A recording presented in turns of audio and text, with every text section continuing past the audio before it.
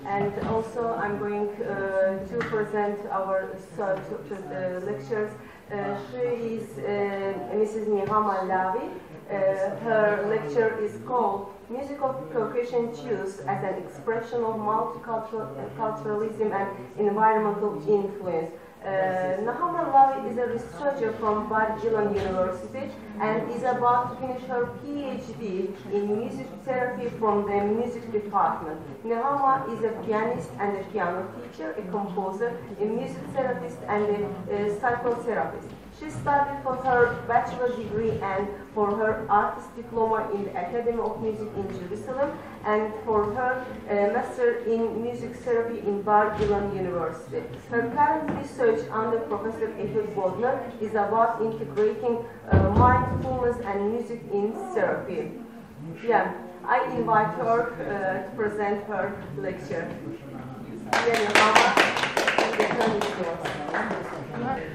My name is Nehama Lavi. I'm very happy to be here. I'm from the music department in Bar-Ilan University.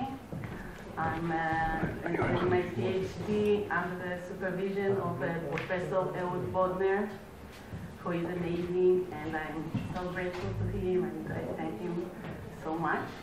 And I'm about to submit my dissertation next month. So, as you can see, I'm going to talk about the music of the Mountain Jews, and actually I'm going to bring a very specific angle of it. First, something general about music. Music is not just fun and entertainment. It has much more important and deep meaning in human life. There's music everywhere, in all the cultures all over the world.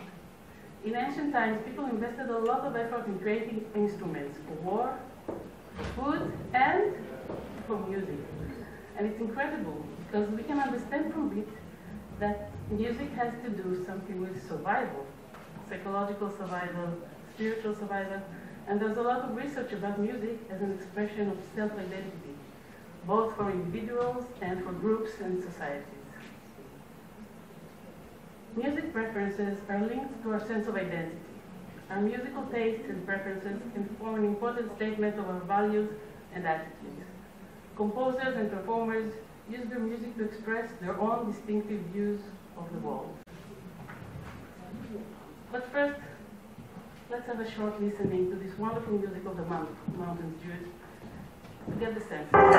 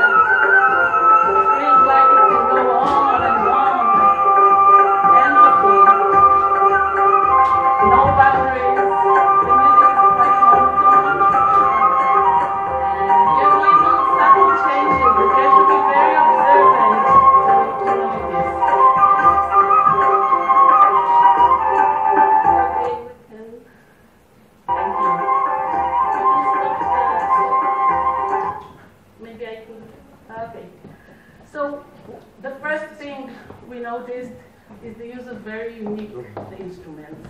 I have this, I just learned how to use this. Yeah, so on your left you see the tar. The tar, you hold it against your chest. It has 11 strings and it's played with the fingers. On your right you can see the kamanche. Kamancha, thank you. In Israel, somehow we say kamanche. Kamancha, and you hold it against, you put it on your left and next to the knee, and it has usually 4 strings, And the player moves it back and forth for special effects. And actually, it's considered as the father of the viola da gamba, as we know from the West, from which the violin developed. You see here the Caucasian drums, the gobol, and you see the ropes. You can actually tune it to a certain pitch. If you just tighten or loose the ropes, it manages the pitch. You see the balabal, the flutes. Usually, if you have only one in the ensemble, then it will be used for what we call bourdon, for a very, very long note that's being played throughout the piece. So the player uses circular breathing. It's inhaling and exhaling in the same time, so there is no stop to take air. It just goes on the whole piece. And if you have more than one flute, then the others will play the melody. And down there you see the oud. The oud you hold like a guitar, and it has 4 strings, and you play it with the fingers. And there are many more instruments, some of them ancient, some of them joined later, but I couldn't bring all of them. But you got the idea of the ancient instruments. So the second thing I want to discuss is the use of improvisation. And here I would like to elaborate a little. The art of improvising is about being here and now, reacting to whatever is happening right this moment, within yourself or in your environment. It's not random or chaotic music, because it's based on a basic plan that lies underneath. Like you heard, they started playing a familiar song all together, and then the flutist started improvising. And while he improvises, all the rest were playing something, what we call ostinato accompanying, which is a very regular repeating. Here it was like 2 notes in a repeating rhythm. So there's some basic musical phrases or motifs or melodies that the players agree on. And the players also agree about the makam or scale that they will use. But all the time they need to listen carefully and follow whatever musical moves their partners make. So it's a skill of being tuned to whatever is going on right now, noticing changes and acting according to whatever is happening. You must be spontaneous and accept moves of others. So improvising is a lot about being flexible and creative. If you're in a jam session, that's the way to survive it. And I use the word survive in purpose, because I agree with Darwin that being able to improvise is a survival skill. Earlier today, we heard a wonderful, fascinating lecture of about to become Dr. Alisa Abramov about what the Jewish community faces. And also yesterday and today, we heard about the area and what they're going through. And adjusting is understanding the current situation and reacting to it in the best appropriate way. The ability to adjust the changes has to do with well-being and mental health. Improvising and listening to improvising influences mind, influences the attitude towards the unknown, our attitude when we deal with uncertainty. Instead of fear and worry, you get used to an attitude of being curious and creative. It forms your state of mind. One more thing about improvisation. I think improvisation also represents hope, because you keep a state of mind where all the options are open. But we will get back to it later. Let's continue with the music. So we talked about improvisation. And before we mentioned the playing of a long note, remember the bourdon, what we call in the West pedal note, or it's a bass, long, stable tone that keeps going on, and on top of it, the other lines of the music. So it's like a floor, like a ground, something solid, something to count on. My PhD is about the influence of music elements on our mental health. The processing of sound and music is among our very early basic skills. It's happening in the very early brain region. As I mentioned in the beginning, music is sometimes considered as entertainment.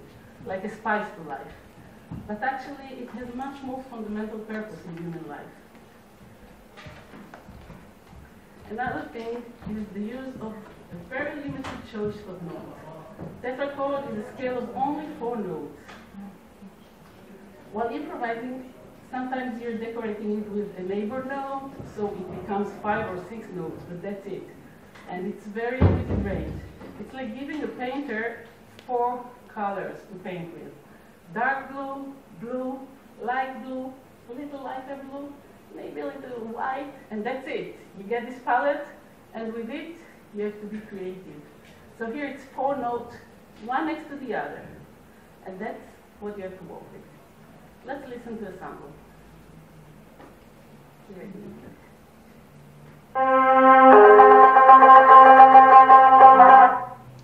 Yes, that's enough.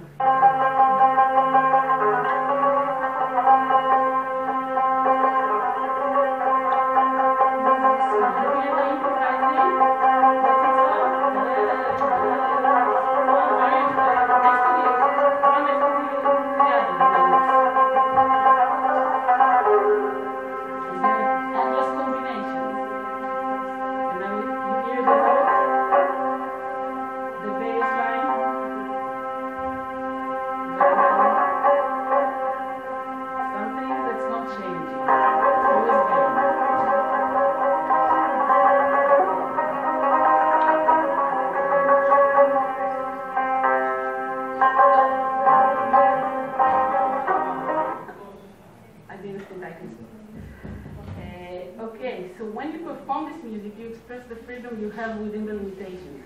And whoever listens to this music absorbs and internalize the idea that you can live full exciting life within limitations. These are skills that are needed when you live in an area of constant changes that you did not plan or choose, moving from the villages to the cities, wars, occupations, and you need to survive and also not to lose your self-identity, even though the place you live in changed and belongs to another country or changes its name. So music reflects life, reflects what it is like to live in this area. The area of the Caucasus is a passage from Asia to Europe. Every time someone passes through, they bring their music with them, and there's mutual influences. Music connects people. It's like a language that everybody speaks. When you meet people who don't speak your language, you can play music with them and communicate through music. Music connected the different ethnic groups in the area, and also connected and united the members of each group within itself. All I said until now is true not only for the Jewish music, it's true for almost all the ethnic groups in the area. Actually, they all even share many of the melodies. They adopted music from each other. The mountain Jews are in very good relations with their neighbors. They share the music. They're proud to be Caucasians, proud to belong to this area, and still they want to preserve their uniqueness, the Jewish identity. To be the same as everybody else in the area, and yet Jewish. When we talk about self-identity, being Caucasian and being Jewish, we have to remember that being Jewish is not like other religions or ethnic groups, because it connects you also to the land of Israel, and later to the state of Israel. Ilya Davidov is a Jewish painter who has two homes, one in the Caucasus and one in Israel. This interview was taken in the Caucasus. This is my home. I was born here. My parents were born here. Over there, that's our historic homeland, from where our forefathers came a long time ago. But this here is our second home, and it's no less dear to me than the other one. My children are able to live over there. They know Israel well, but for the time being, you know, I want to be over there and here at the same time. You're asking who is it? His name is Ilya Davidov. He's a painter, a Jewish painter. Jewish what? Jewish painter. Painter. So he describes the conflict very well, and you can hear the longing. We all have conflicts with our self-identities. For example, being a mother and having a career. I'm sure each one of you have a conflict of your own. The music is a wonderful way to express coexistence, different ideas, beliefs, and styles. It allows combining different aspects in harmony. Music helps us define our self-identity, either consciously or unconsciously. Think about your playlist. Think about your children's playlist. Look how it can define a person. Not long ago, I was in the airport in Rome, and on my way to the gate, there was a big grand piano. So I sat, and I started playing Israeli songs. It took maybe 2 minutes. Many Israelis gathered around, asked, can you play this? Can you play this? Everybody singing together. So it connected us all. We were connected through the music. And sharing the same music makes you feel part of a group. And the same with the Mountain Jews. They have their own music that connects them and unites them. So what is unique specifically? What is unique specifically in the music of the Mountain Jews? What keeps their self-identity among their neighbors and among all the influences? Well, it's the language, using the jewelry, the Jewish language, and it also helps to preserve the language. And you can have in this area the same lullaby sung by a Jewish mother, and the mothers from all same song, but each one will use her own language. The second is the context. What was the music created for? Where was it played and performed? If it's Jewish occasions or Jewish ceremonies. So the context makes it specifically Jewish. Third, the theme, the content. What is the text about? Texts that are about Jewish life, about the Torah, about Israel.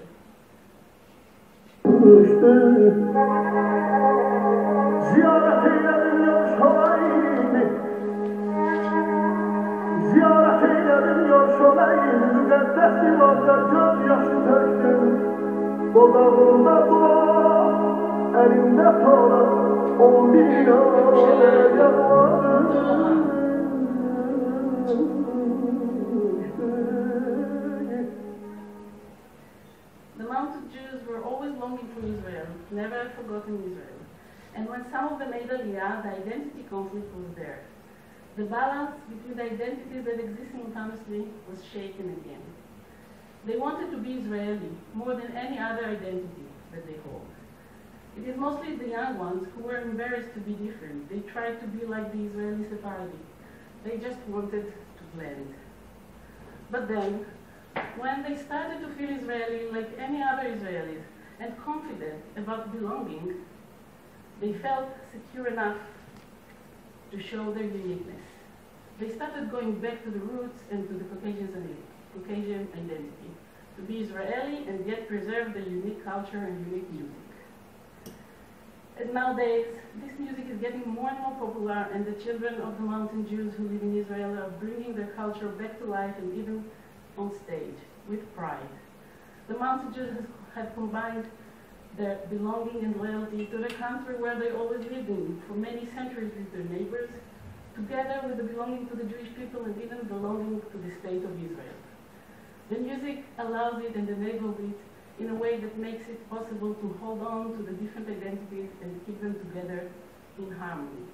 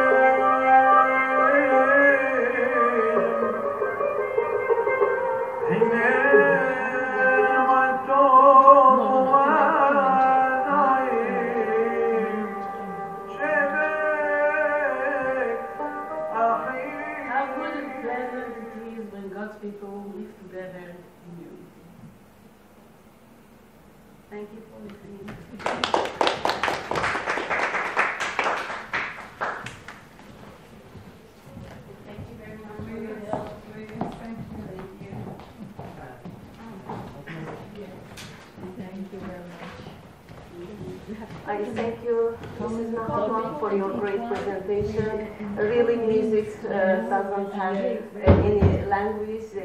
Music connects people from all over the world. And I want to add the Mark Eliyahu, as you know, he is from also Dagestan. He inspired from our artist Habil and came here and learned Kamancha, and now he is presenting his music with the Kamancha. Okay, and the last speech is going our president. Mark Eliyahu you learned. I mean, yes, Mark Eliyahu. Music is coming from Azerbaijan. No. He is inspired. He inspired from Habil Aliyev. He was our Kamancha artist and came here and learned Kamancha. In the class of Adalet Vizirov. Yes, Adalet Vizirov. Adalet Vizirov is very famous Azerbaijani Kamancha player, and Mark was his student about 2 years. He lived in his house. Oh. Yes, 2 years in Baku. Also they play the tar. Yes. I mean, because I know both of them, him and his son. Yeah, yes. Piris played Iranian tar, not Azerbaijani tar. You have just seen. He played Iranian tar, but Mark, his son, played Azerbaijani kamancha. It's a common instrument for all Central and Middle Asia. Kamancha. And the word Kamancha, yes, is from Kamancha. here. Yes. From here. Kamancha from Persian kaman. From yes. Persian. Yes. In Arabic. No, only Persian. No, but in Arabic became Kamancha. Friends, can I encourage you to have this? I'd like to have my full 15 minutes. I know that we have